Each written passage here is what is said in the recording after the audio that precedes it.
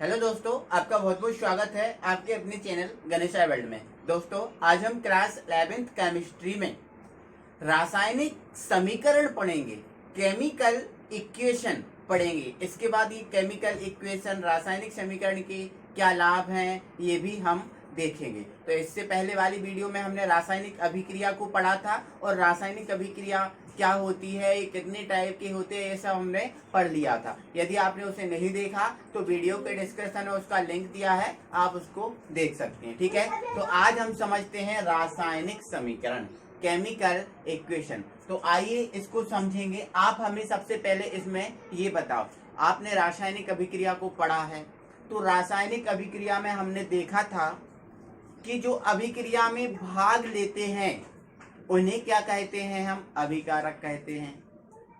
और जो रासायनिक अभिक्रिया के फलस्वरूप बनते हैं उन्हें हम क्या कहते हैं, उत्पाद कहते हैं। बिल्कुल आप जानते हो। और अभिकारक और उत्पाद के मध्य एक तीर का साइन लगा होता है। किसका साइन?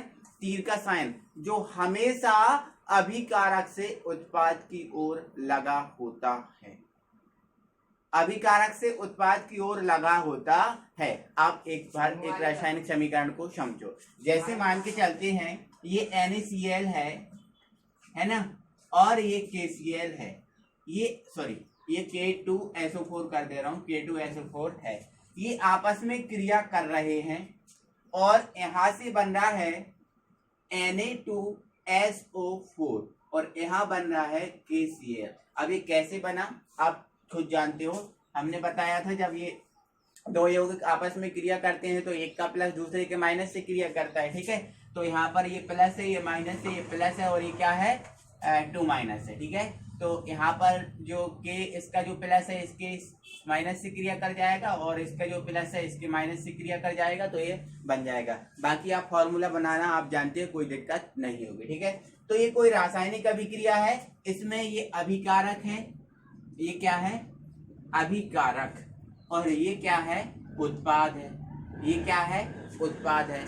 ठीक है ना, तो ये अभिकारक और ये उत्पाद। ठीक है, तो अब इसकी जो रासायनिक समीकरण है उसकी डेफिनेशन समझो क्या होती है। तो क्या होता है, किसी रासायनिक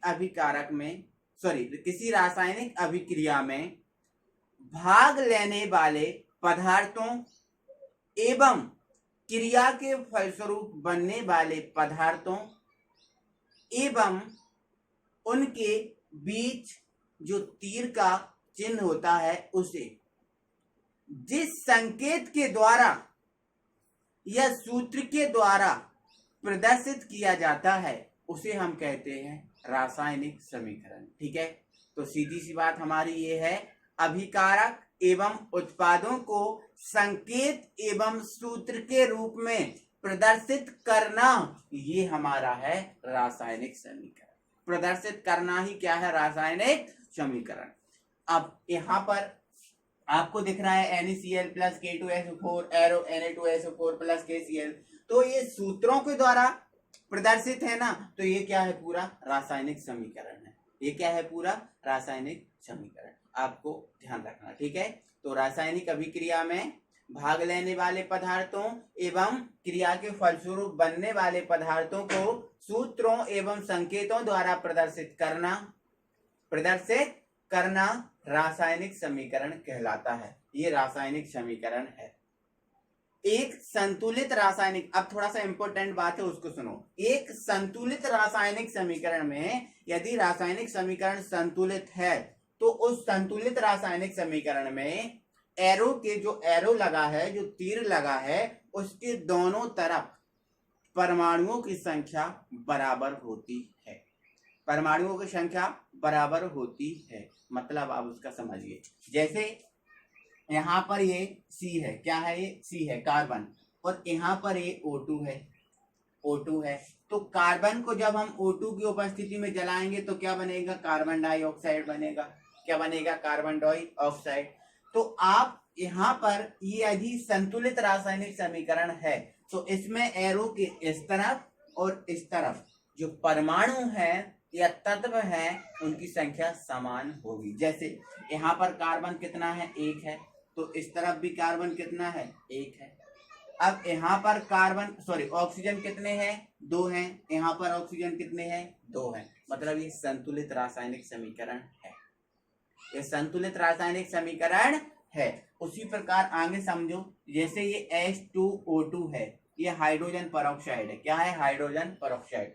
इस हाइड्रोजन परऑक्साइड को हम गर्म करते हैं तो बनता है H2O और O2, H2O और O2 बनता है। तो हमें आप ये बताइए संतुलित है क्या?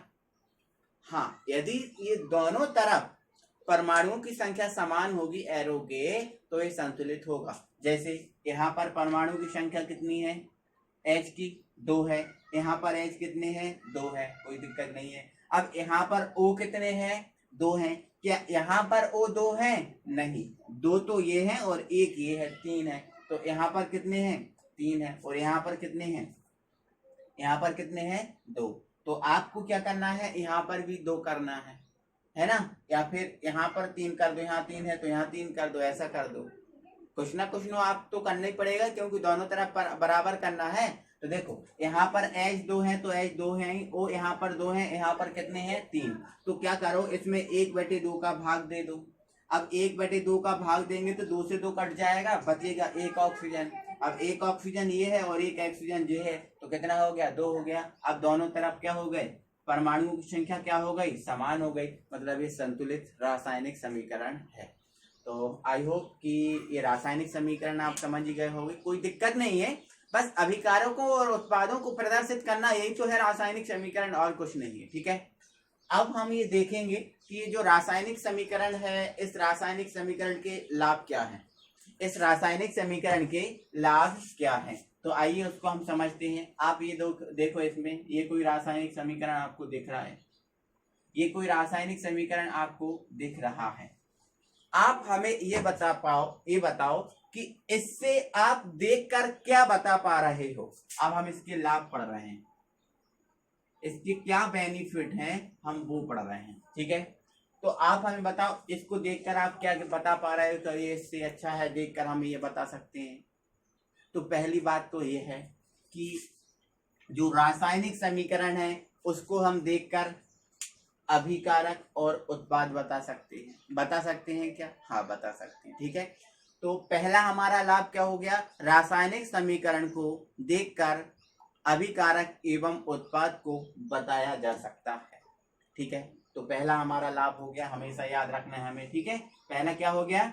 रासायनिक समीकरण को देखकर अभिकारक एवं उत्पाद को बताया जा सकता है, पहला लाभ हो गया। इसके बाद हम दूसरा लाभ देखते हैं। ठीक है, अब दूसरा लाभ सुनो आप। जैसे मान के चलो ये कोई रासायनिक अभिक्रिया दिख रही है, इसमें ये जो एरो का चिन्ह है, एरो का चिन्ह इस तरह, इधर से इस तरह की ओर लगा है ना। अब इधर से इस तरह की ओर लगा है, मतलब ये जो अभिक्रिया है अग्रसर है, मतलब आगे की ओर चल रही है ना। अगर ये चिन्ह लगा है तो जो अभिक्रिया है वो क्या है? अग्रसर, मतलब आगे की ओर चल रही है। ठीक है, अब यदि इसमें ये वाला चिन्ह ना लगा होता, ये वाला चिन्ह लगा होता, तो आप क्या बोलते कि जो अभिक्रिया है, जो पश्चसर या पश्चसर, मतलब पीछे की ओर भी चल रही है, तो आप क्या कहते कि अभिक्रिया अग्रसर भी है और पश्चसर भी है। अब यदि केवल ये लगा होता तो अग्रसर बोलते, और यदि केवल ये लगा होता तो आप क्या बोलते? पश्चसर बोलते। क्या बोलते? पश्चर। यहाँ पर इस साइन को आपको ध्यान रखना है हमेशा, इस साइन को हम बोलते हैं रिवर्स साइन। अगर ये साइन कहीं लगा है तो आप ये समझ लेना कि जो अभिक्रिया है वो दोनों दिशाओं में हो रही है, अभिक्रिया दोनों दिशाओं में हो रही है, आगे की ओर भी हो रही है और पीछे की ओर भी हो रही है। ठीक है, तो आपको ध्यान रखना है। तो दूसरा हमारा पॉइंट क्या हो जाएगा? हम क्या बता सकते हैं? तो इसमें हम रासायनिक समीकरण को देखकर यह बता सकते हैं कि अभिक्रिया अग्रसर है या पश्चसर है। ये बता सकते हैं क्या? आप बोलो, बता सकते हैं ना? हाँ, बता सकते हैं। ठीक है, अब हमारा थर्ड पॉइंट है। अब थर्ड पॉइंट हमसे क्या कह रहा है उसको सुनो। तो जैसे मान के चलिए कोई रासायनिक अभिक्रिया है, मैंने आपको अभिक्रियाएं 2 प्रकार की बताई थी, कि एक ऊष्माक्षेपी बताई थी और एक ऊष्माशोषी बताई थी। ठीक है, तो यदि इस अभिक्रिया में यहाँ पर जो एंथैल्पी है, मतलब जो डेल एच है वो प्लस आया। क्या आया? प्लस आया। क्या आया? प्लस आया। तो आप क्या कहोगे कि जो अभिक्रिया है वो कौन सी है? ऊष्मा क्षेपी है। ऊष्मा क्षेपी है। और यदि ये प्लस नहीं आया तो क्या कहोगे आप? ऊष्मा शोषी है। ऐसा कुछ है ना। आप एक बार जाके उनको क्लिक कर लेना कि क्या सही है, ठीक है। एक बार यदि आपको याद नहीं है तो वीडियो को आप देख सकते हो, ठीक है। तो यहाँ पर प्लस और माइनस का यहाँ पर लफड़ा रहता है, ठीक है। यहाँ पर ये प्लस का और ये माइनस का है ना। तो यहाँ पर इस अभिक्रिया में तो ऊष्मा उत्सर्जित होगी। ऊष्मा क्या होगी? उत्सर्जित होगी। तो यहाँ पर ऊष्मा उत्सर्जित होगी तो यहाँ पर इसका जो मान है वो क्या होगा? नेगेटिव, क्योंकि ऊष्मा उत्सर्जित होगी तो इसकी ऊष्मा तो ज्यादा होगी। अब निकल जाएगी ऊष्मा तो इसकी ऊष्मा क्या बचेगी? इसकी ऊष्मा क्या बचेगी? कम बचेगी, है ना। तो इसका मान जो कैसा आएगा? वो ऋणात्मक आएगा, ठीक है। तो आपको एक बार बता दे रहा हूँ, ये ऊष्मा क्षेपी के लिए होता है और ये ऊष्मा शोषी के लिए होता है, ठीक है। तो अब यहाँ पर ये माइनस है तो आप कहोगे ऊष्मा क्षेपी है, और ये प्लस है तो आप क्या कहोगे? ऊष्मा शोषी है। मतलब तीसरा इसका ये लाभ है कि आप जो रासायनिक समीकरण है उसको देखकर आप बता सकते हो कि जो रासायनिक अभिक्रिया है ऊष्मा क्षेपी है या ऊष्मा शोषी है। और ऊष्मा क्षेपी और ऊष्मा क्षेपी आपने नहीं देखा तो आप चैनल की प्लेलिस्ट में जाकर उसको देख सकते हैं, ठीक है। इसके बाद हमारा इसका फोर्थ लाभ क्या है आप उसको ये देखो, ठीक है। तो जैसे मान रहे हैं हमने अभी रासायनिक समीकरण में देख रहे हैं कि जो अभिकारक हैं यहाँ पर एक एक है, यहाँ पर एक एक है, और जो उत्पाद यहाँ पर जो बन रहा है वो भी क्या? एक एक बन रहा है। एक ये बन रहा है और एक ये बन रहा है, ठीक है। बन रहा है ना। अब यहाँ पर एक ना होता तो दो होता तो हम ये बोल देते कि NaCl 2 है ना, K2SO4 एक है ना। और यहाँ पर ये दो बन जाते तो आप क्या कह देते कि KCl क्या है? 2 है। तो मतलब सीधी सी बात हमारी ये है कि हम जो रासायनिक समीकरण है उस रासायनिक समीकरण को देखकर बता सकते हैं कि जो अभिकारक है वो किस अनुपात में क्रिया कर रहे हैं और जो उत्पाद है वो किस अनुपात में बन रहे हैं। तो क्या बोला मैंने? रासायनिक समीकरण को देखकर यह बताया जा सकता है कि अभिकारक किस अनुपात में क्रिया कर रहे हैं और उत्पाद किस अनुपात में बन रहे हैं, ये हमें बता सकते हैं हम, ठीक है। अब हमारा ये फोर्थ हो गया है ना। अब इसका फिफ्थ देखते हैं, ठीक है। अब जैसे मान के चलो ये रासायनिक समीकरण जो अभिक्रिया होती है वो पूरी होती है तो उसमें जो ऐसा भी लिखा होता है कि उच्च ताप पर है ना, या निम्न दाब पर है अभिक्रिया, किस ताप पर है, ऐसा भी लिखा होता है, ठीक है।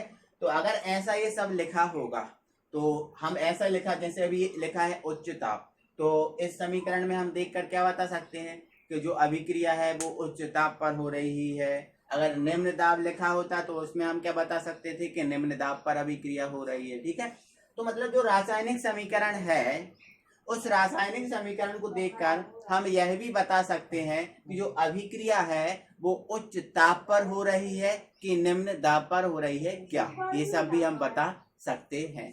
तो ये हुए इसके 5 लाभ। रासायनिक समीकरण के क्या हुए? 5 लाभ, है ना। तो आई होप कि ये पूरा रासायनिक समीकरण आपको समझ में आया होगा और इसके लाभ हैं ये भी आपको समझ में आए होंगे। तो इसके बाद जो अगली वीडियो मिलेगी आपको उसमें हम रासायनिक समीकरण को कैसे संतुलित किया जाता है उसको हम सीखेंगे। ये हमारे लिए मोस्ट इम्पोर्टेंट है ना।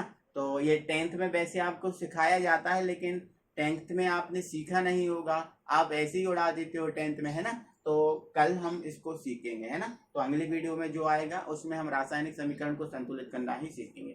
इससे पहले यदि आप चैनल पर नए हैं तो चैनल को सब्सक्राइब करें और वीडियो पसंद आई हो तो वीडियो को लाइक भी करें, है ना। Thank you very much.